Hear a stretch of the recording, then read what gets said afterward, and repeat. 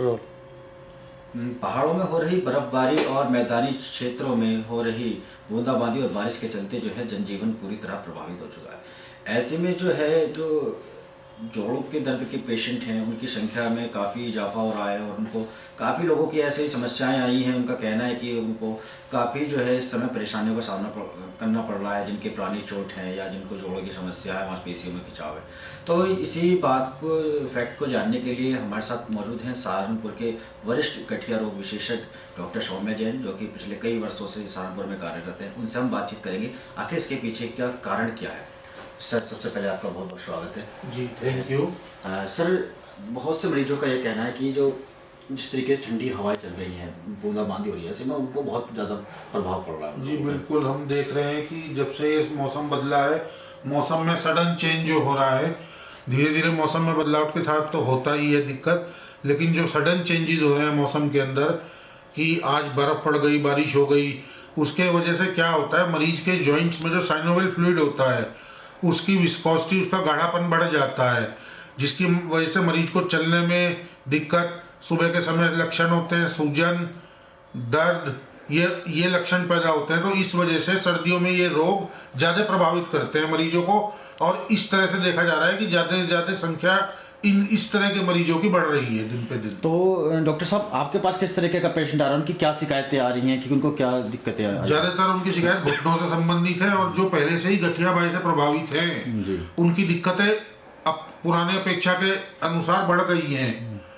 जैसे गर्मियों में जितने वो ठीक रहते हैं, सर्दियों के टाइम पे उनकी सबकी दिक्कतें बढ़ गई हैं, थोड़ी थोड़ी दिक्कतें बढ़ गई हैं। घुटनों के मरीज बहुत बढ़ गए हैं।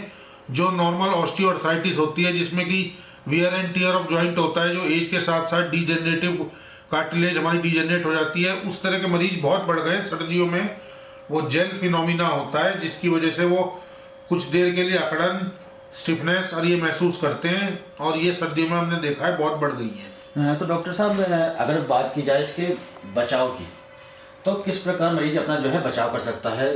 हल्का जो भी है, थोड़ा सा सेफ गार्ड की तरीके से अगर देखा जाए तो क्या उसको सावधानियां बरतनी चाहिए इस मौसम में?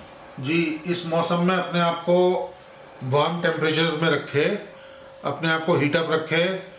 जो ऑस्टियोआर्थराइटिस के पेशेंट हैं वो नी कैप्स का यूज़ करें, कि गर्मियों में तो ज़रूर वो एक बहाना रहता है कि गर्मी की वजह से हम नी कैप नहीं लगा पाते, लेकिन सर्दियों में बड़े आराम से वो नी कैप को प्रयोग करें, उससे उन्हें बहुत हेल्प मिलेगी। और जेल्स हो गई, ट्यूब्स हो गई, कुछ पेन किलर्स SOS बेसिस पे ले सकते हैं। मूवमेंट अपनी बरकरार रखें, मूवमेंट अपनी बिल्कुल बरकरार रखें, डेली एक्टिविटीज़ रखें। जितना वो लोग बैठेंगे उतना उनको अकड़न बढ़ेगी, जितना वो कार्यरत रहेंगे उतना वो ठीक रहेंगे। तो हमारे हिसाब से ये मरीज अपनी रेगुलर मेडिसिन कंटिन्यू रखे और जंक फूड से बचे। आर्टिफिशियल फूड्स हो गए जैसे मैदा, बेसन, कोल्ड ड्रिंक्स, चॉकलेट्स, मैगी, इनसे बचे। इनसे भी इन चीज़ों में इजाफा होता है लक्षणों में। जी, तो अगर डाइट की बात करें तो डाइट उसको क्या लेनी चाहिए, अगर क्या उसके लिए आहार सही रहेगा? ग्रीन वेजिटेबल्स युक्त, फ्रूट्स एंड वेजिटेबल से युक्त डाइट, रिच डाइट, नट्स ले सकता है, और कुछ हद तक डेयरी प्रोडक्ट्स ले सकता है, चीज़ ले सकता है। इस तरह की चीज़ें, जो भी आर्टिफिशियल स्वीटनर्स हैं, जितने भी टिन्ड फूड हैं, प्रिजर्वेटिव्स वाले हैं, उसको अवॉइड करना पड़ेगा।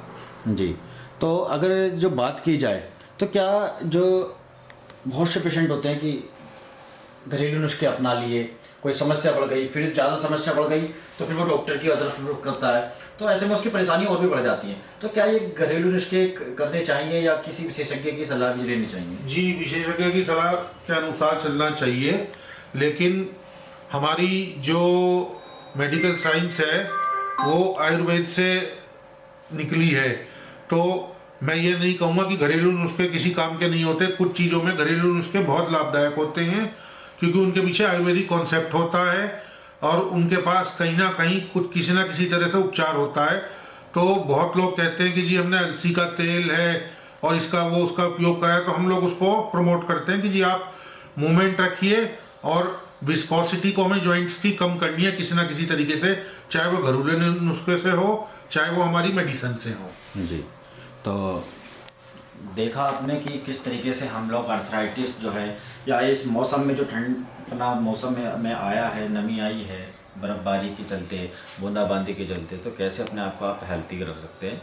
तो अगर आपके मन में कोई इस प्रकार का क्वेश्चन है हेल्थ को लेकर, तो आप हमें ज़रूर बताएं कमेंट बॉक्स में। धन्यवाद।